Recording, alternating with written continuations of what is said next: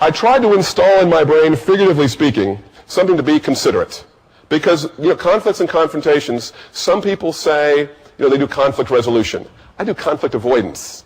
It is so much easier not to get in trouble than it is to get out of trouble once the relationship goes badly. So I try to be considerate, which many times is which causes relationships to go, because we're worried about our point of view and our side of things, so we're not being considerate. So I tried to get something put into my brain so that each time, really anyone, but especially my wife, says something to me, the alarm will go off and warn me, don't say something inconsiderate. Because I have a foolproof way to tell in a relationship if you're being inconsiderate.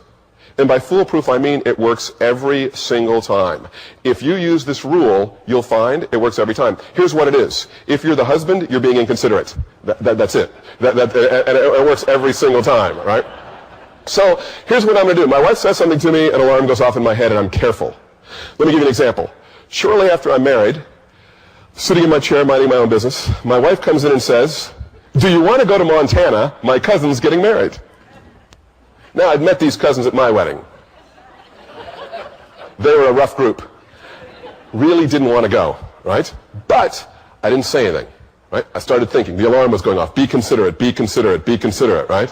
Now, what I'm thinking is, I remember back to kindergarten. You remember in kindergarten where you whispered something in one person's ear, went around the room, came back completely unrecognizable, right? This is the same thing even between two people.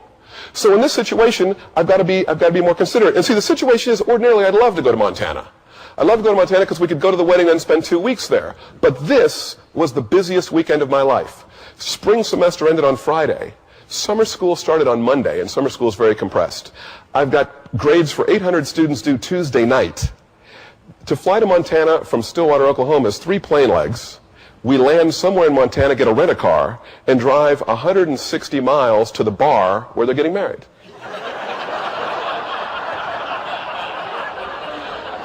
And the plane tickets were almost $1,500 each. Right. So the truth is, between you and me, I didn't want to go, right? But here's what I did. I tried to do that thing from kindergarten. I tried to start with, well, there's what she said, but I wanted to go back to what she's thinking. And what she's thinking is, does my husband love me enough to go to Montana on the busiest weekend of his life, right? Now, but that's not what she said. If she would have said that, I'm not a total moron, right? I would have said yes. That's how we say it in Oklahoma, moron, right? I'm not a total moron. I would have said yes, right? So what she's thinking is, does my husband love me enough? What she said is, do you want to go? What I hear is, do I have to go? But what I'm thinking is, do I want to spend $3,000 on the busiest weekend of my life to fly to the middle of nowhere because a bunch of my wife's barefoot, toothless relatives are having a hoedown? And the answer to that is no. But what I said was, that sounds interesting. And it completely saved the day. It completely saved the day. Because if I had said no, how would the story have ended? I'd have told you how much fun I had in Montana, right? And I probably would have had fun. But because it would have been, she would have tried to figure out how it would be possible to go. And the sad thing is she's coming to the banquet tonight, and she hates me to tell this story, so I need none of you, if you see her, none of you tell her. Because she always said, do you tell that Montana story? Oh, no, dear. Right?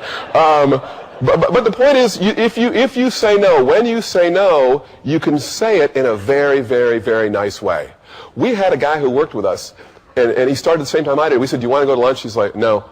Do you want to go to lunch? No. We asked him twice. 10 years later, we never asked him again, because he said no twice, right? 10 years later, we asked him, he said yes. He said yes. He goes, yeah, those first couple of times I was busy. So we didn't ask him to go to lunch for 10 years. Right? Because he said no twice, because human beings hate saying no. That's why salespeople make so much money, because they get paid for people to say no and still get up the next day and go back out there, right? Because human beings hate to say no. We've got another new guy this year, and he's a piece of work. You say, hey, Pappas, that's his name. You say, hey, Pappas, you want to go to lunch? He's like, lunch? That sounds great. I'd love to go to lunch with you guys, but unfortunately, I'm working on this project, so today I'm going to have to pass. Well, we've asked Pappas 40 times. And he's only gone to lunch with us 5. But we keep asking him because of the way he says no. He doesn't even say no. I have to pass, right? Which is a much nicer way. Now,